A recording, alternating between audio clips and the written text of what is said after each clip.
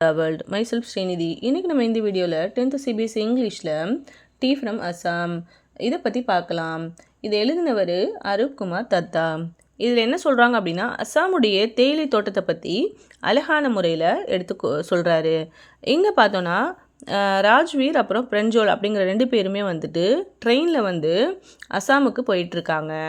அப்போது அந்த போயிட்டுருக்கப்போ பசுமையான ரொம்பவே அழகான அந்த தேயிலை தோட்டங்களை வந்துட்டு பார்த்துட்டே போகிறாங்க.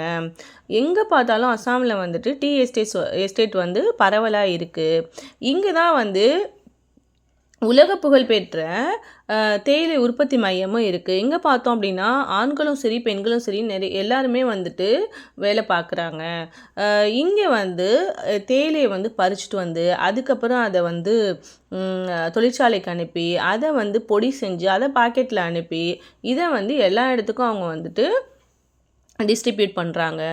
இந்த இந்தியாவில் வந்து பார்த்தோம் அப்படின்னா டீ அப்படிங்கிறது ரொம்பவே ஒரு முக்கியமான ஒரு விஷயமா கலாச்சாரமாக வந்து மாறிடுச்சு. இப்போ ஏதாவது ஒரு விஷயம் ஒரு மீட்டிங் போகணும், இப்போ வரோம் வீட்டுக்கு ஒருத்தவங்க வராங்க அப்படின்னா கண்டிப்பாக டீ குடிக்கிறீங்களா அப்படின்னு தான் நம்ம கேட்போம். ஆகவே இந்த டீ அப்படிங்கிறது வந்து இந்திய கலாச்சாரத்தில் ரொம்ப ஒரு முக்கியமான பங்காக வந்து இருக்குது. இதை தான் வந்து இந்த ஆத்தர் வந்து சொல்கிறாரு. அடுத்தது வந்து அசாமுடைய இயற்கை அழகு, அந்த அசாமுடைய இந்த தேயிலை தோட்டங்கள் வந்து எவ்வளோ பசுமையாக இருக்குது, அதுவே வந்து ஒரு அசாமுக்கு வந்து ஒரு இயற்கை அழகை வந்து தருது.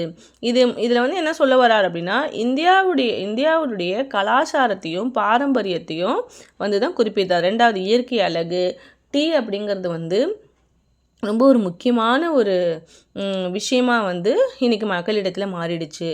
இதுதான் வந்து இவர் வந்து விளக்குறாரு. தேங்க்யூ.